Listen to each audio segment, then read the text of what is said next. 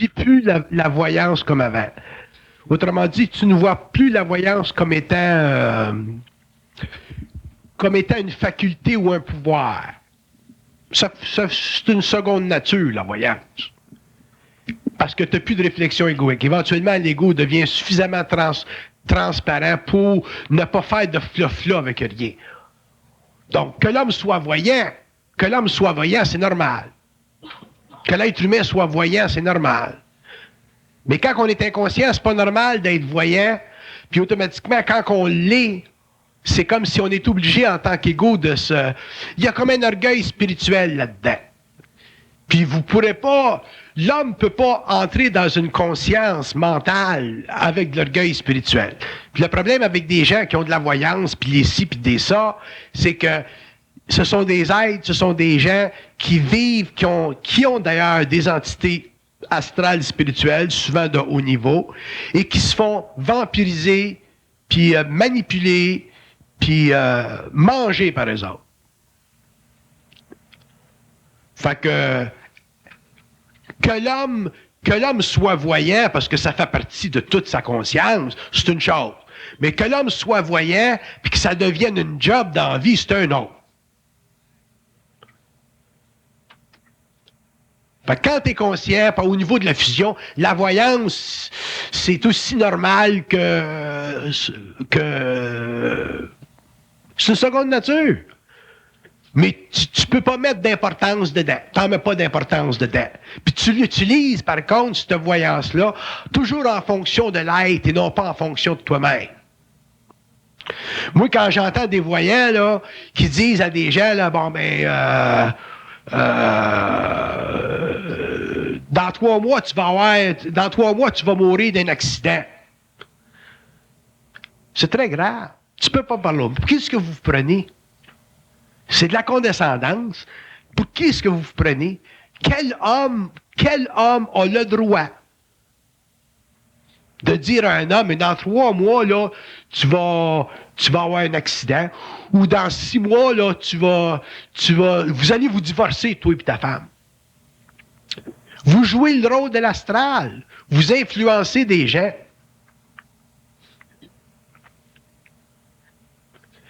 Fait que, il y aura certainement des choses, il y aura certainement des écrits, parce que l'ésotérisme, il va falloir un jour que ça soit tout remis en question. Puis il y a des choses concernant la voyance, puis toutes ces choses-là, puis les guérisons, puis tout ça. Il va falloir que ce soit mis en perspective, parce que il y a beaucoup de gens qui se font astraliser par ça.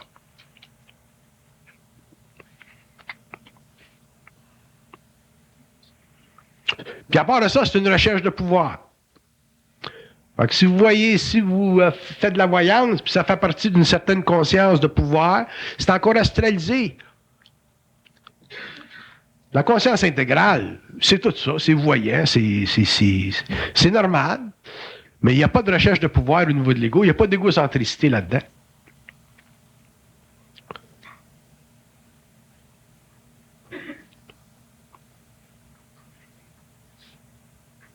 Oui.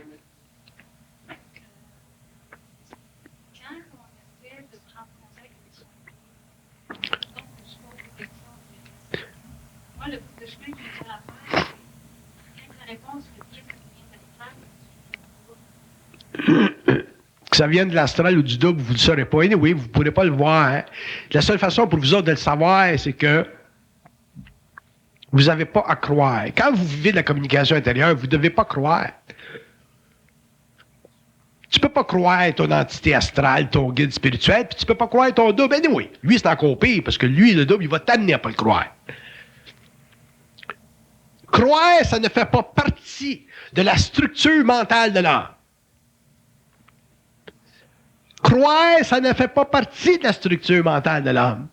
Ça fait partie de la structure mentale de l'homme évolutif racial. Ça ne fait pas partie de la structure mentale de l'homme conscient.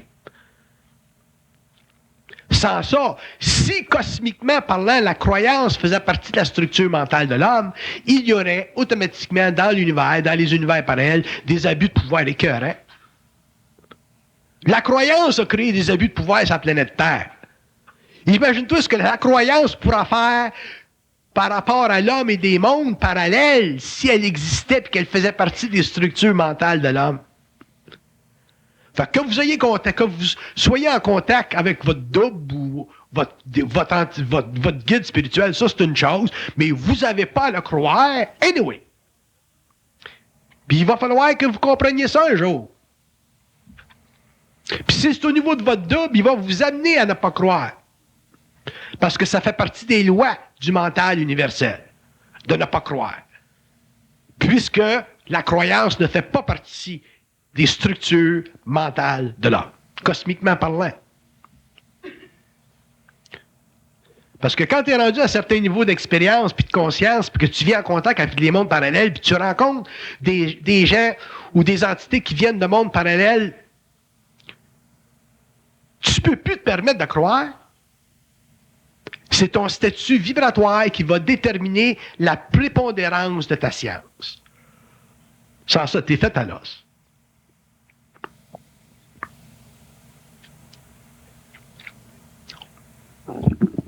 Le rapport, Bernard, entre le côté humaniste... Si vous ne le comprenez pas, ça encore. Mais un jour, vous allez le comprendre. Oui.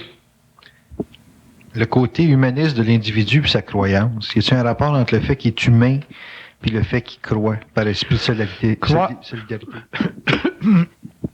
C'est parce que la croyance, ça fait partie de la naïveté de l'homme. Un va avec l'autre. Puis, quand tu crois quelqu'un, ou tu crois quelque chose, que tu crois quelqu'un, ça te libère dans un sens du grand fardeau de la solitude. Tu sais? Il y a donc un niveau de croyance qui est fondé sur le besoin d'être rapproché à d'autres. Là. C'est le caractère fragile de l'être le rend humain, donc le rend plus proche des autres. Puis la croyance, c'est comme la crise igloo de ça. Ouais. Mais ça y enlève. Il y a un prix à payer pour ça, puis c'est son identité. Donc, identité et solitude, il y a un parallèle. C'est-à-dire que identité et solitude, c'est pareil. Quand tu es conscient, tu es dans ton identité, tu es seul. Moi, je vis ma conscience seule, même si j'ai bien des chums dans le monde, je vis ma conscience seule par rapport à ma conscience, par rapport à ma fusion, puis c'est seul. Puis un jour, la conscience de l'homme, elle sera vécue seule. Tu peux pas vivre ta conscience par rapport à des égrégores de croyances. Puis au niveau de la fusion, c'est tout détruit, ça. Ça sera tout détruit, ça. Mais au niveau du contact astral, au niveau de la conscience spirituelle, c'est maintenu en pleine force, ta croyance. Mais aussitôt que l'homme va commencer à rentrer dans son identité, il va perdre la croyance.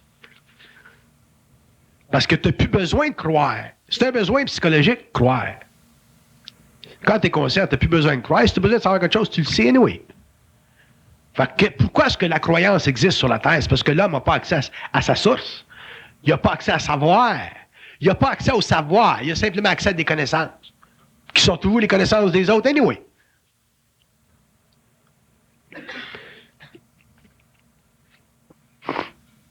Un être qui sait, est-ce qu'il a besoin des autres? Un être qui sait... S'il a besoin des autres. Il a besoin des autres pour échanger avec eux. Mais il n'a pas besoin des autres pour être nourri. Bon, comment ça se passe l'échange à ce moment-là? Ben, ça se passe entre lui et son double. Moi, si je suis seul chez nous et il n'y a personne chez nous, ben, je m'ennuie pas. J'ai mon chum.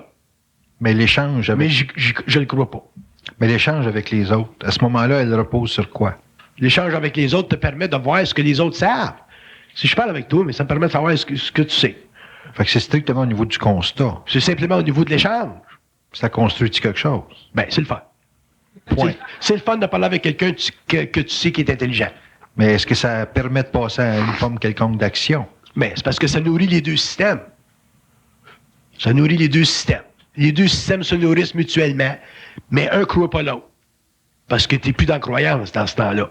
Tu vis simplement du plaisir vibratoire de deux esprits qui se communiquent. Mais quand on parle de plaisir, on a l'impression que c'est strictement pour passer le temps. Ça a pas de, ça semble pas conséquentiel. Ça fait partie de passer à travers le temps planétaire pour entrer dans dans un temps universel où, à ce moment-là, l'homme pourra travailler avec toutes ses grandes facultés universelles. Donc, le temps planétaire, c'est pour passer le temps. Ah ben oui, définitivement. Je confie sa planète, la forme... Oui. Ah ben oui. Ah ben oui, c'est évident. Alors moi, quand j'écris des livres, c'est pour passer le temps. C'est évident. Quand je parle, c'est pour passer le temps. Puis ça aide à d'autres de passer le temps d'une façon un petit peu plus intelligente. C'est évident. Sans ça, tu tombes dans la vérité. Ouais. Ah, si je t'appognais dans la vérité, là, je parlerais pas pour passer le temps. Là, je parlerais pour peut-être changer l'humanité. Je parlerais genre une mission. Là, je ferais un vrai con. Fait que ça veut dire que toutes les souffrances qu'on vit, toutes les expériences qu'on vit, c'est pour passer le temps. Ah ben, c'est évident. C'est évident. Mais comment c'est ça que les gens prennent ça super au sérieux? Parce que personne leur a dit. Quand personne ne te dit rien, qu'est-ce que tu veux? Tu restes, tu prends tout ce qui a été dit avant.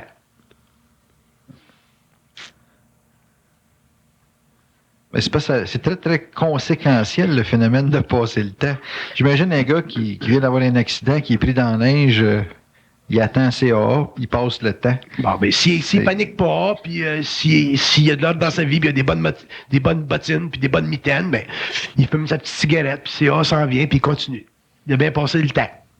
Mais s'il vient tout freaké, ben là, il vient fâché. Là, ça va coûter 30 pièces de transport. Là, il va fâcher encore. Vivre, c'est passer le temps comme il faut. C'est ça, vivre sa planète Terre. Parce que vivre sa planète Terre, c'est la première étape de vie. C'est la moins importante de toutes. C'est l'autre, sur l'intellect, qui est plus important. Mais qu'est-ce qui fait que les gens donnent tant d'importance à leur vie planétaire? Parce que les gens ont été plongés dans un corps matériel malgré eux autres. Alors que celui qui passe le temps consciemment... T'es né au Canada, ou t'es né en Russie, ou t'es né en Argentine, t'es né belle ou t'es né pas belle, t'es pas de croche ou t'es pas de droite, t'as un gros ventre ou t'as un petit ventre, t'es un intellectuel ou tu l'es pas. Tu as tout un karma, là. T'es né dans des parents intelligents ou t'es né dans des parents crasses. T'sais? On est tous nés dans des conditions particulières qui font partie de notre karma. Fait que, demande-toi pas pourquoi est-ce qu'on est de même. On commence à voir qu'on passe du temps. Il faut le passer comme du monde, le temps. Puis si tu es capable de le passer comme du monde, le temps, ça crée les conditions pour qu'au lieu de sortir de ton corps physique éventuellement, puis aller dans l'astral, tu t'en vas dans l'éthérique. Là, tu vis.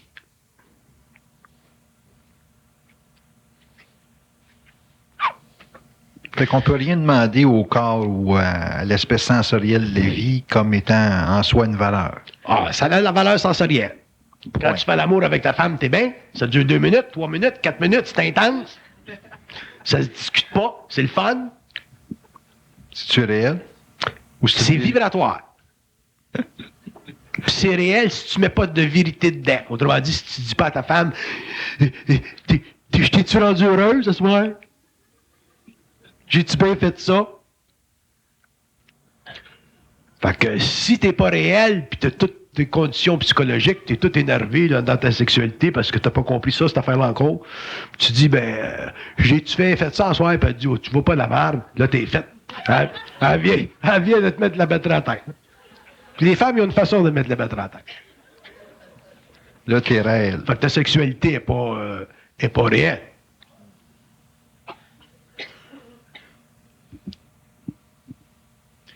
Mais l'évolution de la science, telle qu'on la connaît aujourd'hui, matérialiste, il y a beaucoup de gens qui investissent énormément d'énergie dans la recherche, ces choses-là. C'est encore passé le temps. Ça fait partie de... Ben oui, évidemment. Tout, c'est passé le temps. Les guerres, c'est passé le temps. C'était tout passé le temps. Les guerres, c'est passé le temps. Ben oui, c'est passé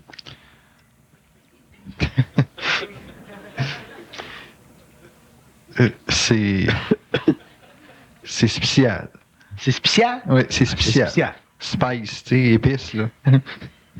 Spécial. Penses-tu que la façon qu'on vit dans le monde, sur la planète Terre, c'est normal? Penses-tu que c'est normal qu'on soit obligé d'aller travailler le matin pour des corporations qui nous enlèvent notre sang pendant 30, 25, 30, 45 ans? Quand on est rendu à notre top, là, qu'on a beaucoup d'expérience, qui nous crissent à la porte et qui rentrent des jeunes? Puis ils nous mettent sur pas l'assurance chômage, comment ça s'appelle ça, là? Bien-être social, Whatever. ouais. Pension de vieillesse. Penses-tu que c'est normal qu'on soit malade, qu'on s'en va dans un hôpital, puis ils nous mettent dans un petit corridor, là, puis c'est plein de monde malade là-dedans. Tu rentres là-dedans, c'est l'antichambre de la mort. Tout ce qu'on vit, là, tout. C'est normal, tu marches à la rue, quelqu'un t'arrive, puis il te dit, donne-moi ton argent, sans ça, je te tire. Il y a des choses dans notre civilisation qui sont hautes en vibration. Les arts, les architectures, les grandes choses que l'homme a faites. Mais c'est pas ces choses-là qui sont le problème, c'est dans leur utilisation. Fait que quand t'as des rois comme Louis XIV qui se bâtissent des châteaux avec 1400 chambres, t'appelles ça normal? Moi, j'en ai 7 chez nous, puis j'ai de la misère. Je me perds. L'autre, il y en a 1400. Puis il y a du monde qui crevait dans la rue. C'est pour ça qu'ils ont fait de la révolution. Ouais. Ça fait que ça fait partie de l'évolution des nations, des peuples. Il n'y a rien d'anormal sur la planète. La fille est en famille, là. La fille est en famille. Le gars, il a fait un petit bébé, là. Là, il a pris, lui, il s'est sauvé. Il est allé travailler à Noranda. Puis elle est pris avec le paquet. À cause de ses émotions, là. Parce qu'elle l'aimait le soir. Puis là, elle est obligée de demander la permission à quelqu'un si elle peut le garder ou non. Normal? Pas trop.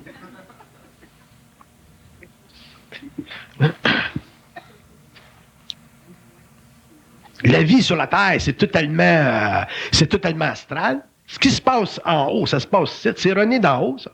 Un jour, il va falloir que le monde comprenne ça. Ben, c'est pour ça que C'est normal qu'un être humain ne sache pas ce qui se passe? en lui-même, Ouais. pas trop. Mais quand vous dites qu'on passe le temps, il me semble qu'on a tellement d'affaires à faire en termes de justement de prise de conscience de soi pour éliminer toutes ces anomalies-là. Bon, ça nous amène à passer le temps comme du monde. Après. Ouais. Mais de la façon que vous dites, que vous parlez, c'est-à-dire, ça semble pas important de regarder notre évolution. Notre évolution, c'est sans importance, notre évolution. Ce qui est important, c'est qu'on soit bien dans notre peau. Ça, c'est de l'évolution. Quand quelqu'un est bien dans sa peau, ça, c'est une personne instantanément, là, dans le moment, là, qui est évoluée. Nous autres, on veut des diplômes d'évolution, puis on veut des signatures d'évolution. On veut que quelqu'un dise, bon, vous êtes un être évolué. On vous donne un petit papier. Êtes-vous évolué, vous? Je pense pas à ça. Vous pensez pas à ça? Non. Mais.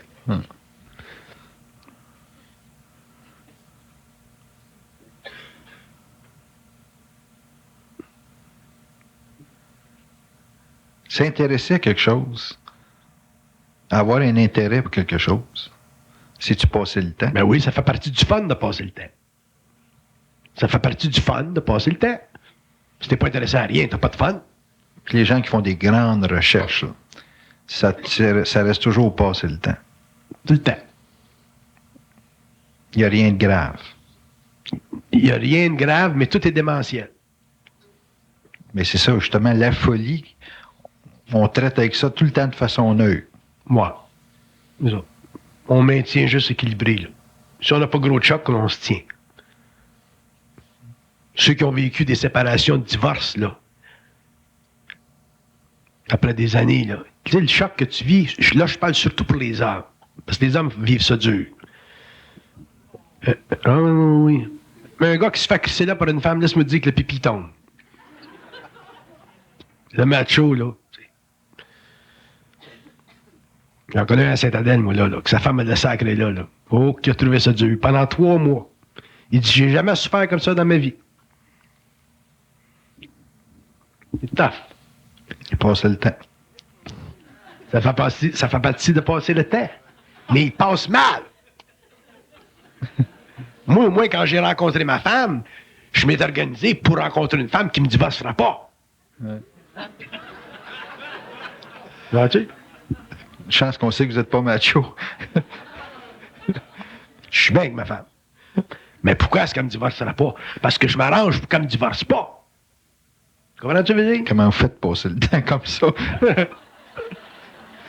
m'intéresse. Ça fait partie de la conscience. Ouais. Je m'occupe de ma femme. Je l'adore, ma femme. Il y a des hommes qui s'occupent de leurs femmes, puis ça en occupe peut-être trop, je sais pas. Ça dépend de ta conscience. Moi, je m'occupe de ma femme. Je peux le dire en public, puis elle va vous le dire. Je m'occupe de ma femme. Elle s'occupe de vous. Automatiquement. C'est de l'échange. Fait que passer le temps intelligemment, c'est échanger avec quelqu'un. Tout le temps. C'est-tu la meilleure façon de passer le temps? C'est la seule. En as-tu d'autres? Ben, j'en ai pas cherché. Ah. Je viens de découvrir qu'on passait le temps. Ah.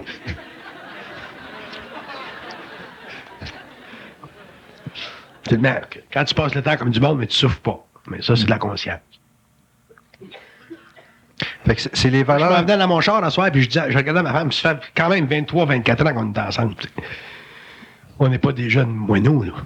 Puis je dis à ma femme, j'ai dit, sais-tu que j'ai dit, c'est extraordinaire ton aura. Ta vie, t'es tellement belle. Puis moi, je dis ça tout le temps.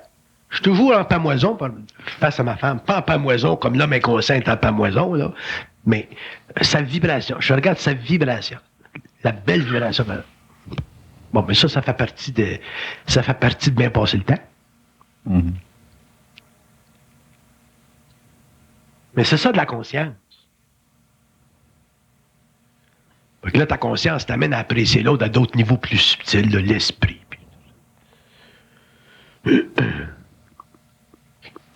Mais vous savez des choses, mais vous ne semblez pas intéressé à ce que vous savez.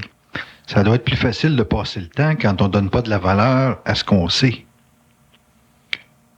Les gens qui ont de la difficulté à passer le temps intelligemment, c'est qu'ils donnent de la valeur à ce qu'ils savent. Ça rend leur vie sérieuse, ça rend leur vie lourde.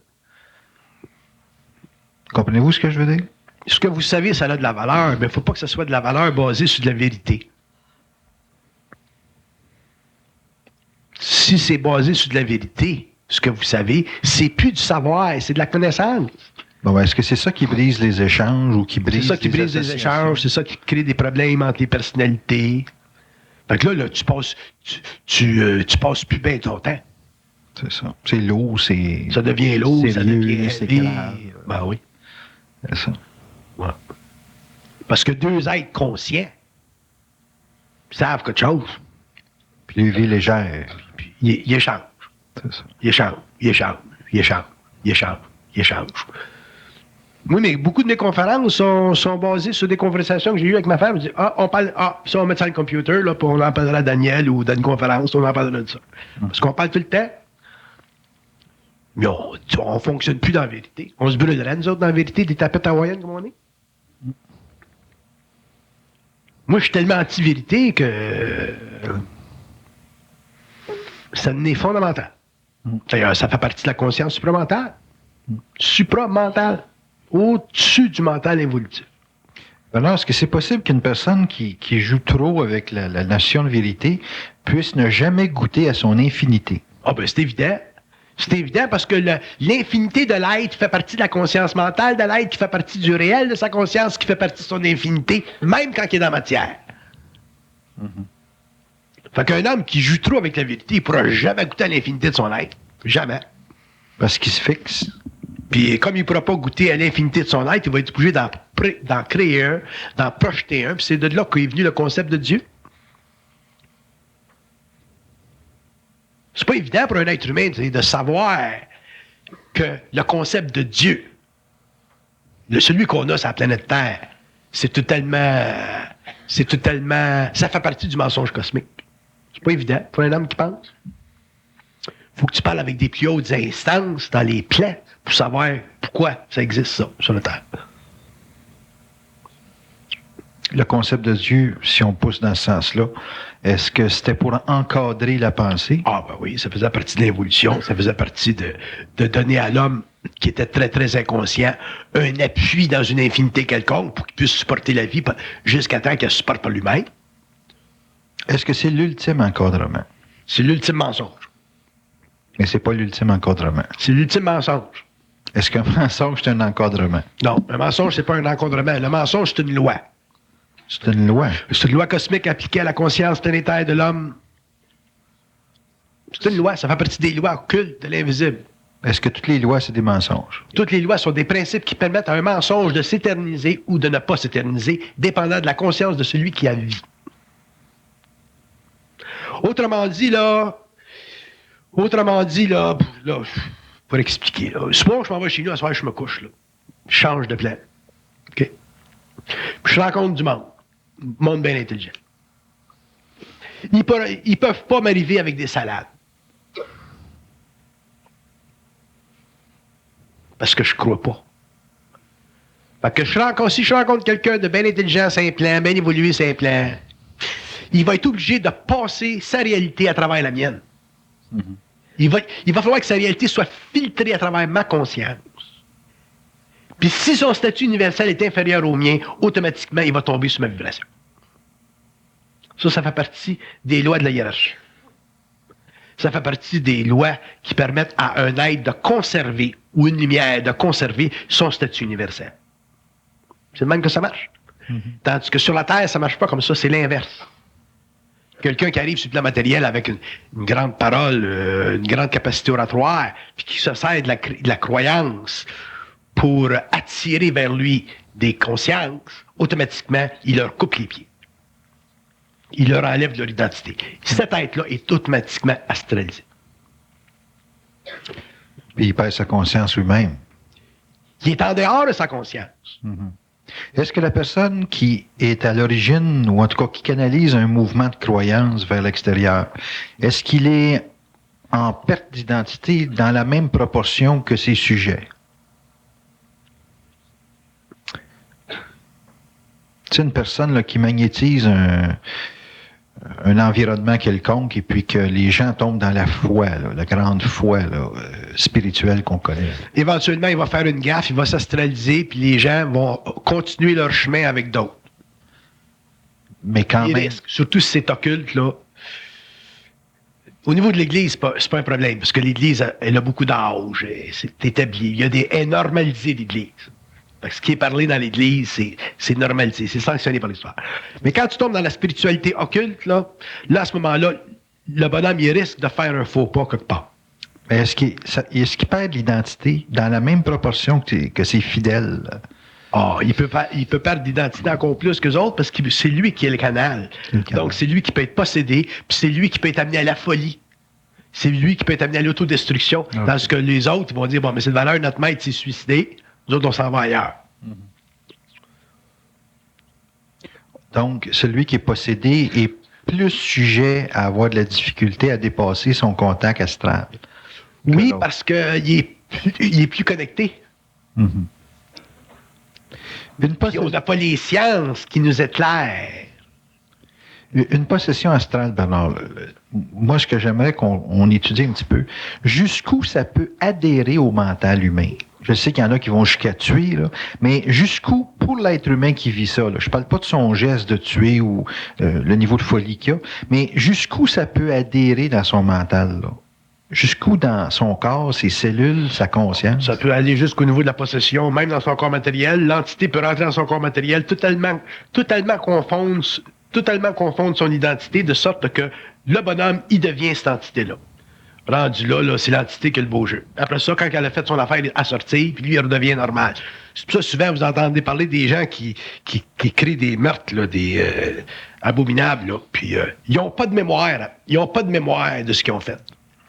Ils ont fait le meurtre, là, puis après ça, ben là, ils n'ont pas de mémoire. Le type aux États-Unis, là, Brannon, je ne sais pas comment il s'appelle, là, il n'y a pas de mémoire.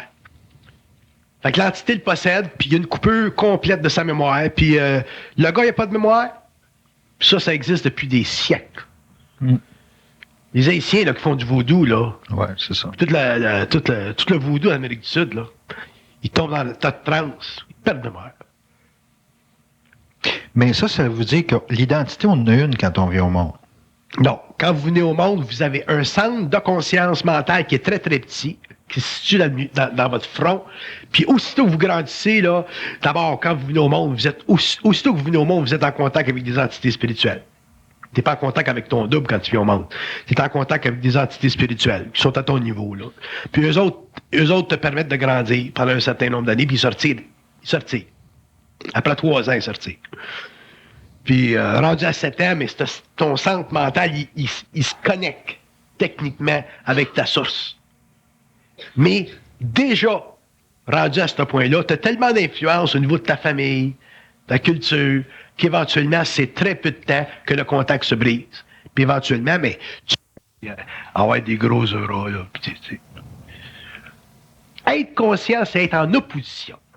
Moi, ma conscience, là, c'est une capacité d'être en opposition avec les plans. Fait que si je fais de la médiumnité ou de l'exercice avec des gens au niveau de l'astral, ma conscience est en opposition instantanée avec les entités. Instantanée. Fait que moi, automatiquement, je me laisserai jamais avoir à les croire. Mais je vais les amener à se confronter à ma lumière. Fait que je suis toujours en opposition. Puis au niveau cosmique, c'est la même chose. Au niveau du double, c'est la même chose. Je suis toujours en opposition avec ma source. Sans ça, je serais englobé. Mm-hmm. Je serais magnétisé. J'aurais plus d'identité. Je ferais un zombie. Mm-hmm. Fait que... Vous êtes en opposition même si vous savez que c'est intelligent. C'est pas avec le fait que tu saches que c'est intelligent que tu es en opposition. Tu es en opposition avec le fait même de la présence. Oui, OK, je comprends. C'est comme une sorte de résistance à un envahissement. Ça. C'est une résistance à un envahissement, puis c'est pour ça que quand tu es bien conscient, ou que tu as une conscience mentale réellement développée, tu n'as pas un once de spiritualité dans ton corps. Mm-hmm. À notre niveau, là, est-ce qu'on peut dire qu'on peut vivre ça par rapport à des êtres humains? Le fait de sentir qu'on ne veut pas être envahi par l'impression que l'autre nous projette, ou par rapport à sa parole, ou par rapport à sa dynamique d'action, le fait de ne pas vouloir être sous le bombardement magnétique de son personnage, c'est-tu un petit peu de pratique là, pour développer une conscience des plans? Pratique, c'est pas le bon mot, là, mais... C'est-tu une amorce pour être conscient de quelque chose qui veut nous magnétiser? Pour répondre à votre question, là, si vous n'êtes pas capable d'être en opposition créative, je parle. Ouais. Tu peux pas être en opposition pour être en opposition. Ouais, je comprends. Mais si l'homme n'est pas capable d'être en opposition avec l'homme, autrement dit, c'est pas avec l'homme lui-même, c'est son astralité. Oui, c'est ça. Si l'homme n'est pas capable d'être en opposition avec l'astralité de l'homme, comment voulez-vous que l'homme soit en opposition avec sa propre astralité? Mm-hmm. Si tu ne vois pas à travers l'astralité d'une personne, tu ne verras jamais à travers la tienne. Puis comment qu'on peut, parce que vous avez déjà parlé dans une conférence de triage des pensées. Il y a des pensées qu'on sait intelligentes et puis qu'on convient bien, puis il y a d'autres pensées où on sent que justement il y a un facteur astral qui rentre en ligne de compte. Mais ça peut être dans 10 minutes de conversation, là, ça passe dans une fraction de seconde d'un état intelligent à un état qui est vraiment astralisé. Et puis c'est rapide, là, c'est vraiment rapide. Là. On dirait que l'entité se manifeste tout d'un coup, là, puis pouf, ça se cache, puis ça redevient intelligent. Puis on vient de s'en faire passer une petite vite, là. Mais cette résistance-là qu'on développe, ou cette capacité d'opposition à la pensée, c'est-tu aussi une capacité de perception de ce qui est intelligent puis de ce qui est astral?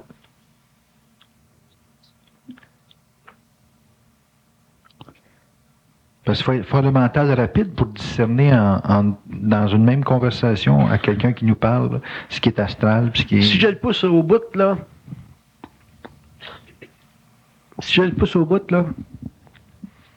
quand tu es conscient par rapport à un être humain qui est plus ou moins astralisé, tu n'es jamais envahi par sa conscience. Jamais envahi par sa conscience. Tu ne peux pas te permettre d'être envahi par sa conscience. Fait que c'est de l'échange. Si tu te laisses envahir par sa conscience, tu perds l'identité. Comment on peut avoir de l'échange et ne pas vivre un petit peu d'envahissement? Ah, ça, c'est de la centricité. Mais vous comprenez ce que je veux dire? Ouais. Échanger, c'est quand même recevoir quelque chose de l'autre. C'est approuver ce qu'il affirme, ce qu'il dit. Ouais, mais tu peux pas faire envahir pareil. Ouais. Parce que moi, il y a des êtres dans ma vie. Je vous donne un exemple. Là. Hier, on a eu une conversation concernant le chandail qui était acheté dans le magasin. Oui, OK. Puis tout le théâtre, là. Bon, votre façon de m'expliquer Ça, Mhm. je l'ai écouté, mais je peux pas L'endosser. je peux pas l'endosser. Ouais, je comprends. Je peux pas l'endosser. Mais je suis capable de l'écouter. Fait que je me laisse pas envahir par la façon de le faire. Ouais. Puis ça bloque pas l'échange. Ça bloque pas l'échange. Ouais, ok, je comprends. Fait que échanger, c'est pas prendre tout de l'autre. Non, échanger, c'est échanger. Sans être envahi. Parce que si tu fais pas ça, ben à ce moment-là, c'est comme si tu réduirais toujours ta conscience à un dénominateur commun. Puis tu peux pas faire ça. Ouais. Fait que la chance que je rencontre un homme sur la planète qui est aussi conscient que moi est très petite. Donc, je m'isolerais. J'aurais plus de vie. Fait que tu peux pas vivre ta conscience par rapport comme dénominateur commun. Mais il faut que tu puisses, dans ta conscience, communément avec d'autres individus, échanger. Puis ce qui est échangeable, valable, tu le gardes. Puis ce qui est pas valable, tu t'en occupes pas. Puis ça, c'est toujours à la mesure de vous-même. Puis ça, c'est toujours à la mesure de ta propre sensibilité, de ta propre conscience. OK. Si une personne s'affirme à vous comme étant, disons, supérieur dans un certain état de vie quelconque, OK, il s'affiche ou il s'affirme comme ça, que vous recevez l'impression et puis que vous devez échanger ou que la situation se présente à un échange, mais que vous ne vous laissez pas envahir, est-ce que l'action est possible avec un être comme ça qui veut une certaine ascendance sur vous? Parce que souvent dans notre vie, entre guillemets, astrale avec les gens cherchent toujours à hiérarchiser leurs relations avec les autres. Donc, à établir une ascendance en termes d'une valeur professionnelle, sociale, financière, émotionnelle, etc. Et puis, on cherche à créer un échange avec l'individu. On veut bien lui reconnaître une intelligence. Mais c'est que si on lui reconnaît une quelconque forme d'intelligence, avec ce qu'on lui a reconnu, il cherche à créer un envahissement dans notre espace mental. C'est instinctif chez n'importe quel individu qu'on donne un crédit. Je ne sais pas si c'est animal, mais je sais que c'est ça. Bon, ça, c'est parce qu'il n'y a pas de conscience. C'est de la réflexion, c'est de l'égocentricité, c'est de l'orgueil, c'est de la vanité. Un homme conscient ne peut pas agir comme ça. Donc, on ne peut pas connaître l'intelligence d'un autre. On peut vibrer à l'intelligence d'un autre. On peut avoir du plaisir de l'intelligence d'un autre. Moi, j'ai bien du fun avec votre intelligence. Je vibre à votre intelligence. J'ai du plaisir de votre intelligence. Je ne cherche pas d'ascendance sur vous non plus. Si vous cherchez de l'ascendance sur ma personne, ce sera de l'inconscience. Bon, fait qu'il y aurait de l'orgueil, il y aurait de l'insécurité. Mais... Si un petit verre plein, c'est aussi grand qu'un grand verre plein. Bon, je vais poser ma question différemment. À cause de la nature de mon travail, je suis confronté, moi, à mettre en relief l'intelligence dans l'individu, puis à décortiquer ses caractéristiques astrales. C'est-à-dire que j'essaie de faire mettre en focus son côté intelligent, puis à strictement identifier les aspects qui sont astraux dans l'être pour qu'il puisse les identifier lui-même et puis les éliminer. Par contre, j'ai remarqué que lorsqu'on met en relief l'intelligence d'une personne, souvent le côté astral de l'être va récupérer ce qu'on lui a reconnu pour se donner une autorité. Bon, c'est un test à ce moment-là. Un test pour l'individu. Ouais, parce que si vous mettez en relief, moi, souvent je le fais, moi, des fois je vais dire à quelqu'un, c'est bien intéressant ce que tu fais. C'est bien. Là, ils partent en ballon, là. Ils partent en ballon, là, puis ils viennent me revoir 2-3 semaines plus tard, là. Puis, ils se sont fait prendre. Par quoi? Ils se sont fait prendre par le fait que j'ai dit que c'était bien intéressant. OK. Ils ont cru. Ouais. Qu'est-ce qu'on fait avec ça? Ils ont de l'expérience à vivre. Ouais. De l'expérience à vivre. Un être qui a une certaine conscience n'a pas besoin d'être supporté par un autre. Ah, ça, c'est le point. Un être qui a une conscience n'a pas besoin D'ailleurs, c'est ça. Quand tu as une conscience, tu n'as pas besoin d'être supporté par un autre. Si tu as besoin d'être supporté par un autre, t'es fait. Donc, si tu tombes avec un cas comme moi, mais t'es fait. Ouais. Parce que tu deviens triqué quand tu es conscient. Tu vois les courants astraux. Est-ce que être supporté par un autre, c'est une marque d'impuissance ou de manque d'identité? Être supporté par un autre, c'est un manque de centricité. Un jour, tu peux pas être supporté par un autre. Il faut que tu sois dans ta propre énergie. Ça rend difficile. Si ma femme, moi, était pas dans sa conscience à elle, elle serait totalement magnétisée, totalement dominée par mon énergie. C'est vrai. Fait que, on est chacun dans notre slot. Mais moi, ce que j'ai remarqué de votre femme, c'est qu'elle a une grande puissance d'affirmation. Oui, mais ça fait partie de sa centricité. Est-ce qu'un être qui est centrique a une puissance d'affirmation qui est toujours aussi percutante? La conscience, quand ça s'affirme, ça s'affirme. Ça joue pas avec le POC, la conscience. Non, ça, je suis au courant. L'inconscience, ça joue avec le POC. Ouais. Mais pas la conscience. Les êtres conscients, on remarque une chose, sont précis. Précis. Une grande précision. Ouais. Ça joue pas avec le POC, la conscience. C'est-tu une médiumnité qui vient avec la conscience? Ça fait partie de ça. Qui lui donne finalement la précision. Oui, c'est ça. La médiumnité qui lui donne la précision. C'est ce que vous disposez. Ça fait partie de la conscience. Puis quand vous échangez avec un être que les deux se savent, et ça reste toujours que j'ai toujours l'impression que quand on échange, on apporte quelque chose à l'autre. Tandis que la façon que vous parlez de l'échange, on n'a pas de l'air à rien s'apporter. On fait juste se constater quelque chose. La façon que vous parlez de l'échange pour deux êtres conscients, parce que finalement, ils se supportent pas, ils se soutiennent pas, ils sont ensemble, puis de la façon même vous parlez de conscience, on peut dire... Psychiquement, Ouais. matériellement, socialement, familialement, ils se supportent. Mais psychiquement, ils sont dans leur identité. Fait que quand on est conscient, c'est inévitable. On est tout seul quand on est psychique, là, dans le sens d'une conscience psychique, là. On est inévitablement seul. On vit une grande solitude. Tu vis ta conscience. Tu peux pas vivre ta conscience par rapport à celle de l'autre. C'est ça. Ça cherche pas à s'informer dans l'autre de qui on est. C'est ça. Non, ça se sait. Ça se sait. Ouais, tu sais. Ça se sert de l'autre pour s'affirmer. Ça se sert de l'autre pour... ça se sert de l'autre pour configurer son mouvement créatif. Configurer dans quel sens? Dans le sens que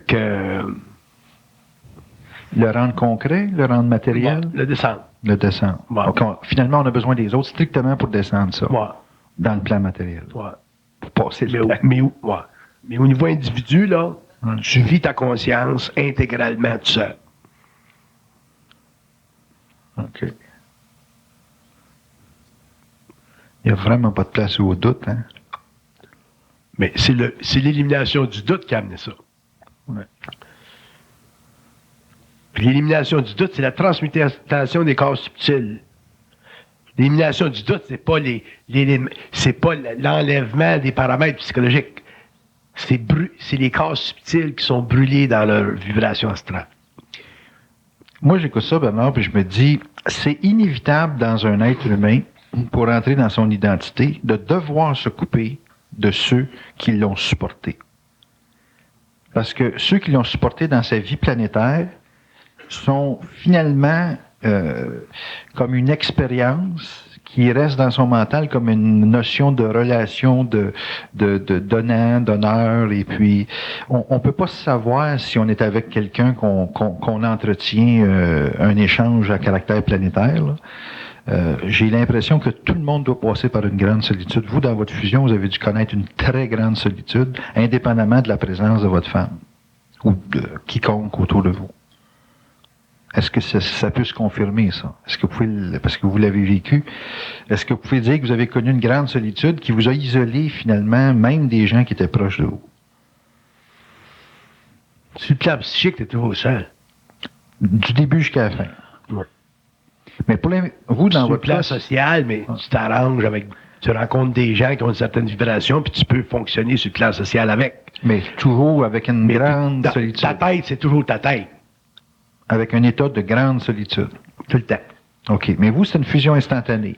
L'individu qui est en fusion progressive, là, tu sais, que ça va y prendre 40 ans ou 2 vies, là, Est-ce qu'il va vers cette grande solitude? Est-ce qu'en quelque part dans sa vie, matériellement, il est plongé ou il est invité à vivre une grande solitude en quelque part? Même matériellement, socialement. Oui. Et est-ce que c'est inévitable d'être pris à se séparer des gens qui te donnent l'impression d'être psychologiquement des supports? Éventuellement, si les individus... Quand tu as une certaine conscience, les individus qui étaient dans ton environnement, éventuellement, ils n'ont plus le taux vibratoire pour pouvoir continuer avec toi. Là, à ce moment-là, il y a une séparation quelque part. Parce que vous étiez un support psychologique pour eux autres. Bon, peut-être parce que tu étais un support psychologique, puis peut-être aussi parce que ça faisait partie de leur relation avec toi sur le plan karmique. Mm-hmm. Il y a toujours des raisons. Mais éventuellement, pour que ces individus-là puissent progresser, il faut que tu les lâches. Parce que si tu les lâches, ils pourront pas progresser. Ils vont trop être magnétisés. OK. Donc, ta conscience, un jour, va faire en sorte qu'elle va voir des choses chez l'autre qu'elle ne laissera plus passer. Mm-hmm. Avant, elle la laissait passer, ça les gardait avec toi. Mm-hmm. Là, elle les laisse plus passer. Ils sont obligés d'aller dans leur chemin. C'est ça. Mais ces êtres-là, pour toucher à leur identité, doivent vivre à ce moment-là ces formes de coupures-là. Ouais. Même avec des êtres qui peuvent considérer intelligents ou valables dans leur vie. Ouais. On pense aux couples, on pense aux relations avec les enfants, on pense aux relations avec les amis, c'est la même chose. Ouais. Mais c'est au niveau de la tête. Ouais. L'isolation, c'est au niveau de la tête. Ça ne veut pas dire que si tu rencontres dans la rue, tu ne leur diras pas bonjour. Mais c'est au niveau de ta tête. Si je te mets au niveau de ta tête, il faut que ça se sépare quelque part. Sans ça, ils ne pourront pas évoluer. Puis plus ton énergie est forte, plus tu as tendance à les magnétiser.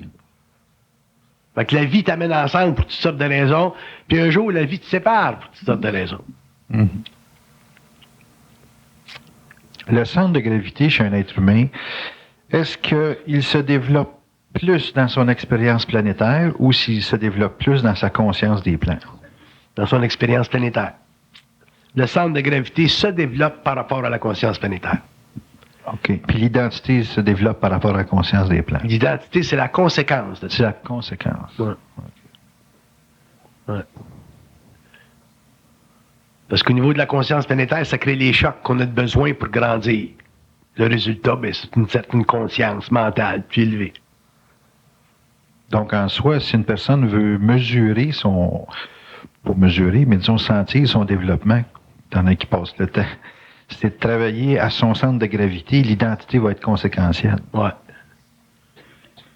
Mais c'est une grande libération. Il faut faire attention avec l'affaire de mesurer son identité, mesurer sa conscience. Puis, quand tu es bien dans ta peau, tu es conscient. Mais tu ne pourras pas être bien dans ta peau longtemps. Tu peux peut-être être bien dans ta peau 10 minutes. Puis un jour, il faut que tu en arrives à être bien dans ta peau tout le temps. Puis c'est là que ça se fait l'affaire. Mais un homme qui est bien dans sa peau, tu peux rien y enlever.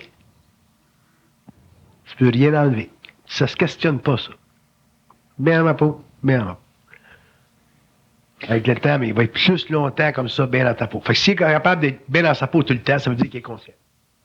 Une question, Bernard. Comment ça se fait que, en tout cas, moi je le vis comme ça souvent avec des amis, quand on est plusieurs personnes qui parlent dans certains registres, avec un vocabulaire et un langage qui découle finalement de l'instruction, comment ça se fait que c'est très facile d'être bien dans ces situations-là? On passe 4 heures, 6 heures, puis ça part. Parce que quand vous parlez ensemble, vous vous plongez dans la certitude collective occulte de votre conscience mentale. Autrement dit, là, quand tu as 6-7 personnes, là, d'abord, c'est déjà occulte. Quand tu as 6-7 personnes qui sont capables de converser dans un médium qui est occulte, t'es plus fou tout seul. T'es plus fou tout seul. Quand t'es fou à 10, t'es plus fou. T'es peut-être weird un petit peu, mais t'es plus fou. Si t'es 100, hey, 100. Fait que ça fait en sorte que l'individu se complaît dans une sorte d'élitisme, de particularisme, de convention nouvelle. Puis ça y crée une sécurité par rapport à lui-même, parce que ça lui permet de découvrir des aspects qui ne sont pas expliqués institutionnellement, Puis ça lui permet d'approfondir des aspects qui ne sont pas expliqués institutionnellement. Fait que ça crée une sécurité temporaire. Mais c'est une sécurité temporaire. Mais il est bien dans cette période-là. Il est bien, puis il peut s'endormir là-dedans. Oui, mais quand on parle de bien, c'est parce que là, vous disiez, ce qui est le plus important, c'est d'être bien. Donc, si on est bien, on vit de la conscience. Tant que tu es là, t'es correct. Il ne faut pas que tu oublies en même temps que tu vas travailler. Tu vas sortir de ce petit conclave-là dans l'heure. Là. Fait que ce que vous avez parlé dans le conclave, là, demain, tu vas aller travailler dans l'industrie. Mais c'est pas une illusion pareille. On vit une vibration de conscience. C'est ça. Vous vivez une vibration de conscience. Seulement, il faut qu'éventuellement, cette vibration de conscience-là, qui est collective, vous n'ayez plus besoin. Parce que là, ça peut devenir une drogue. Oui, je comprends. Fait que là, on va se rencontrer à soir, parce que si on ne se rencontre pas, sacrément, ça va être tough pour passer la journée, tu sais. Fait que là, ça devient un petit peu une drogue. Fait que le gars, c'est comme si... Il est willing, il va aller travailler là, pour rentrer dans la grosse inconscience sociale. Là. Mais il sait que le soir, ils vont se faire un petit coup de téléphone, puis ils vont se rencontrer, parler de leurs affaires. Mais un jour, il faut que ça aille plus loin que ça. C'est quoi le plus loin que ça? Le plus loin que ça veut dire qu'un jour, un jour, la conscience d'un individu, de deux individus dans ce groupe-là, va s'élever au-dessus de la conscience des autres. Puis un jour, il va voir que il y a bien du mémérage là-dedans. On se gargarise. On est tout fin. On est fin. Ça, mais on se gargarise. Puis, il peut y avoir même beaucoup de spiritualité. Mais tu regardes ta vie, là, puis tu t'aperçois que avant, tu passes 5-10 minutes dans ces petites conventions-là. Là, t'en passes 1 heure, 3 heures, 4 heures, 5 heures. Là, il est rendu 5 heures du matin, t'es encore après à parler avec tes chums, faut que tu ailles travailler. Ta femme est couchée, elle se demande ce qui se passe. Là, tu risques de mettre ton mariage à terre parce que tu rencontres tes chums pour parler occultement. Fait que là, tu vas commencer à sentir des tensions. C'est pour ça que je dis qu'il faut que ça aille plus loin. L'ordre, il faut que ça descende jusqu'à la matière, dans la vie de tous les jours. Parce que l'homme ne pourra pas indéfiniment vivre sa conscience créatrice, supramentale, de façon collective, à tous les azimuts. Ça revient à toucher la fameuse solitude dont vous parliez. Ouais. Parce qu'il vient un point, il va venir un point, en tout cas, où l'homme dans sa... Parce que quand une conscience créatrice, c'est très vaste. Puis il va venir un point que l'homme va avoir été brûlé dans son acheminement. La conscience, sa propre lumière va l'avoir brûlé. Parce que la raison que vous parlez bien gros, là, c'est parce que vous n'êtes pas brûlé encore. Là, vous venez de vous découvrir, vous découvrez. Mais un jour, quand l'homme va s'être réellement découvert, il n'aura plus besoin de ça. C'est une sorte de foyer, ça. L'homme n'aura plus besoin de ça. C'est votre conscience personnelle qui va vous avoir brûlé. Est-ce que ça peut être un substitut à la famille? C'est un substitut à la famille. Ouais.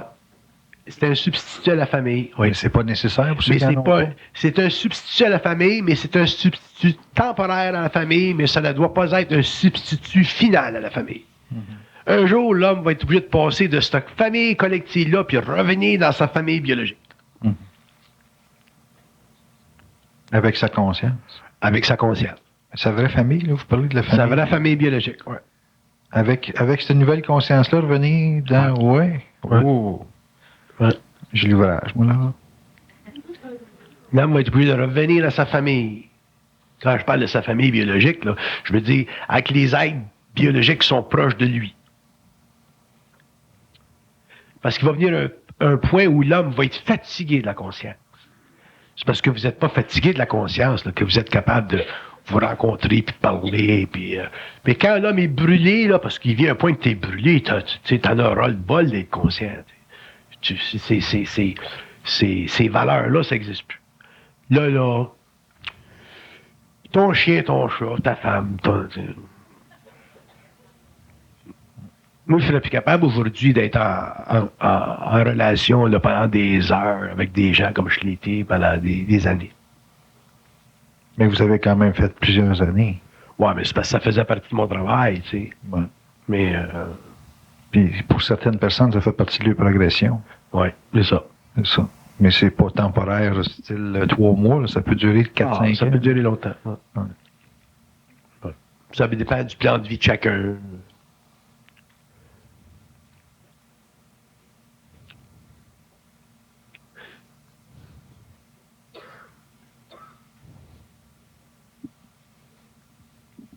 Question? Ça vous donne quoi venir ici, ça? Passe le temps. Hein? Passer le temps? Ça, c'est intéressant. Ça, c'est intéressant. Pardon?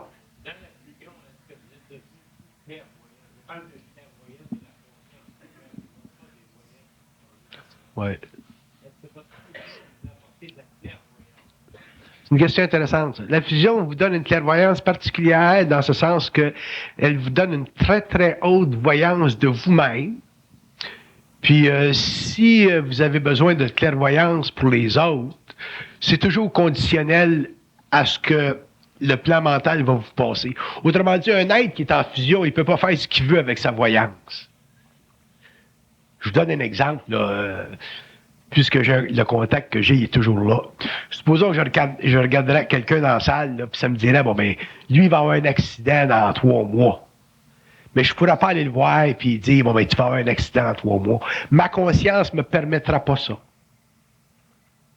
Donc, la voyance d'un être qui est en fusion, c'est pour lui faire voir sa vie à lui d'abord. Comprendre, dépendant de son statut universel, là, puis ce qu'il a à faire, là, c'est pour lui faire comprendre ses propres profondeurs. Fait que la voyance de la fusion, c'est pour faire réellement comprendre tes propres profondeurs. La profondeur des autres, la vie des autres, ça peut être utilisé de temps en autre, cette voyance-là, pour les aider. Mais dans le cas de la fusion, c'est utilisé à un minimum. Parce qu'au niveau de la fusion, t'es trop conscient de l'importance de l'être de vivre son expérience. Parce que quand tu vis de la voyance inconsciente, autrement dit, qui fait partie de ton contrat astral, tu n'as pas cette notion-là. Tu veux rendre l'être conscient de choses auxquelles il n'y a pas accès. Tandis que quand tu es conscient, tu n'es pas intéressé à rendre l'être conscient de choses auxquelles il n'y a pas accès. Tu es simplement intéressé à l'amener à une plus haute conscience. Fait que tu vis pas pareil, la voyance.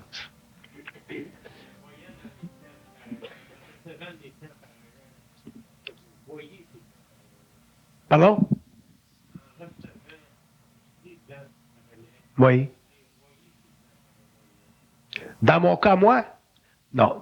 J'ai pas d'écran mental. Ma fusion m'a totalement... ma fusion m'a totalement... enlever les facultés psychiques normales de l'homme. C'est d'autres facultés que j'ai. Si